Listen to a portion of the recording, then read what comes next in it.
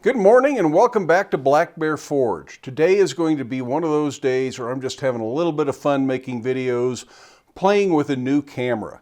Now, if you're one of the people who follow me over on the Off Topic with John Switzer channel, you have seen the little 360 camera, and you may have even taken a chance to look at some of the failed experiments that I've tried with it to actually get 360 video that you can interact with right here on YouTube. Now, I know that's possible. I know it can be done. I've seen other people do it. And there is a way to make that happen. I just haven't got all the details worked out yet. So being able to set up a 360 camera and just let you look around the shop at your leisure, whether you're watching the project I'm working on or want to go look and see who just walked in the shop and is making noise on the other side, all of that is possible, but I haven't been able to do that. But I do think the 360 tour of the shop would be interesting, and I can go ahead and shoot that with a 360 camera, and then I can edit it so that you can follow me around the shop, and I don't ever have to move the camera. I do all that in the editing process. It's really a pretty cool little camera. And the one I'm using here is the Insta360 One X, and this is all it is. So this is all the camera is. It's just got two hemispherical lenses on either side, and that takes a full 180 degrees on each side, and then it brings it together in the editing to make a full 360 degree view. The truth is, this camera will not have a lot of real practical applications in the shop. It's going to be fun. It's going to be kind of a novelty. We aren't going to see it here in the videos on Black Bear Forge very often, but we will see it occasionally in the videos over at Off Topic with John Switzer. So I'm going to set this up on a tripod roughly in the middle of the shop, and then just leaving this camera alone. I'm not going to do anything with this camera. I'm just going to let it sit there. We are going to then walk around the shop, and we're going to take a look at the shop and how things relate so you can get an idea of what the entire shop layout is like. If you've been watching for a while, you've probably got it mostly figured out, but I thought this would be an interesting way to do a shop tour. It'll be just like standing right in one place and turning a full 360 degree circle, and perhaps we'll even look up at the ceiling, down at the floor, just in case you want to see that stuff. And that's all without moving the camera, which is part of what makes this camera so cool. So I'm going to set this up, and then let's have a quick shop tour. So this camera is just set up on this tripod, and it is just going to sit there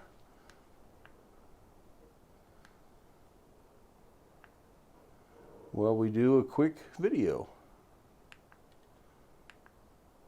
So we are now taking video with the little 360 camera, and that is this camera right here.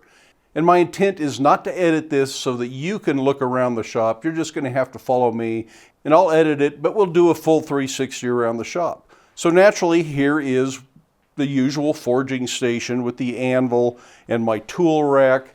And if you look down right here is where the swedge block sits, and it's just right there below the camera. Back on the back wall is where I have my vise. My forge is to the left of the anvil.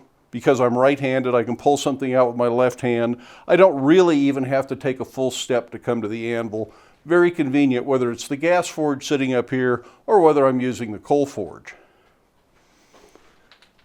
Clear over here on the far side of the shop, where it's not going to be so easy to see, I've got a little bit of storage, and I've got my heat treat oven over here, which you might not be able to see at all in the 360 camera. It might be behind something. But there's a heat treat oven, and here's my big welding bench over here. This is a 4-foot by 8-foot bench that I do welding, assembly, and mostly just pile unfinished projects on. And of course, back over here, starting at the forge again, we have the slack tub, or the manky tank as it's now called. And the hydraulic press sits here right now. I'm not sure if it's going to stay here forever, but it's not a bad place for it. So right now, that's where the hydraulic press is. If you continue to come over this way, we have a little wood stove. I got a post drill up here that I never actually use. Back over here, we've got a set of lockers that's just for storage of various things. It's got things like extra welding flux in it and extra cans of wax, things like that in the lockers. I've got my lathe, which is currently blocked with some tool carts, but they're all on wheels, so they're easy to move out if I need to use the metal lathe. 2 drill presses. This one is a little bit out of balance, so I don't use it. And one of these days I'm going to replace it. If anybody wants one as a fixer-upper, you're welcome to come get it. I'd sell it fairly reasonably. But this little tiny one actually does pretty much everything I need. So I don't know if I really need to or not, but it's nice to have when you need them. Back here I've got all my files on the wall, 2 bench vices on this bench, and then here of course is the bench where we usually do most of our video work. And of course I got cameras and lights set up over here because I've been doing videos this morning.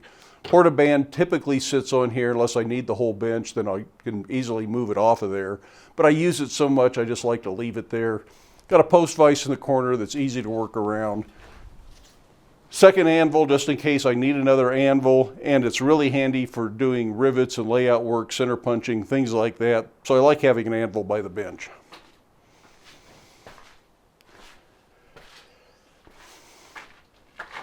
Then we have the fly press. It's a number 6 fly press. This is one of the ones that's made in India and sold new by Old World Anvils. Really a nice tool. Treadle hammer. This is the inline treadle hammer designed by Clay Spencer. Plans are sold by Abana. The new Samac hammer, which is very convenient, again, to the forge. I can pull a bar out of the forge and go right to the hammer. Very convenient. One full step is really all it takes. Back in this corner is a little giant hammer, which I don't know if you can see from that camera or not, but trust me, it's back there. And of course that brings us to the tool rack in the back, and that is pretty much a full 360 degree shop tour shot on the little Insta360 One X 360 degree camera. Now the ceiling is unfinished because I still have some leaks around the skylights. I may eliminate the skylights. I like having them, but the leaks are a nuisance. So this summer they may come out and I may just redo that entire roof, get rid of the leaks. Then I can insulate the ceiling, cover it over with sheet metal or some other substance that isn't going to be a fire hazard, and it'll be much warmer, nicer in here. Then I can actually put in permanent lights. These are construction lights. They're a pre-wired light, but they have a plug on each end just like an extension cord. Really handy, a quick, easy way to get lights in your shop, but not necessarily the easiest to lay out exactly where you want them. Now there is one other thing this little camera will do, and that is it does an overhead 360 degree shot. And again, I don't know that we'll do this much in the blacksmith shop, but just because I'm playing with the camera and trying to learn it, let's take a look at how that works. Make sure this isn't going to hit anything while I do this. I think I'm going to shorten the stick up just a little bit, just to be sure. So this is just a matter of spinning the camera around overhead, and this is going to take a nice slow motion shot. It might be kind of interesting. We'll just have to see what this does.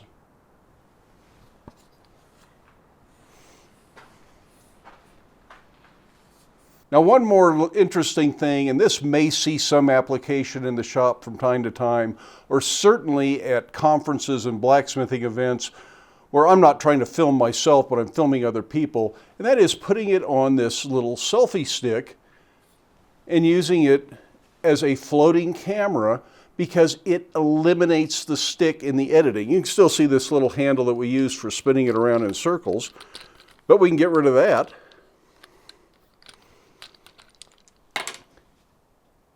And then the camera is just a floating camera. It's just out there in the air. It can look around the shop. It makes it look like I have a drone in the shop. Really kind of an interesting effect. Again, I don't know that we're going to use this camera too much for videos here in the blacksmith shop. It's interesting, but it can become gimmicky if we do it too much, so we probably won't see this camera a whole lot for blacksmithing videos. But that doesn't mean it won't have some practical use. Mostly I bought it because it looked fun, and I've got other things this summer that I want to do that I think it will be the ideal camera for capturing what I want to capture. But again, if you want to see that stuff, you'll have to check out the new channel over at Off Topic with Black Bear Forge.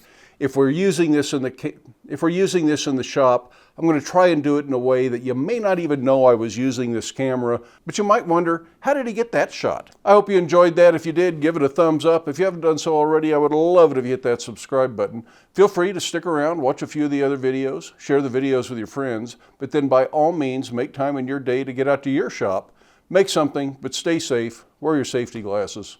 We'll see you for the next one.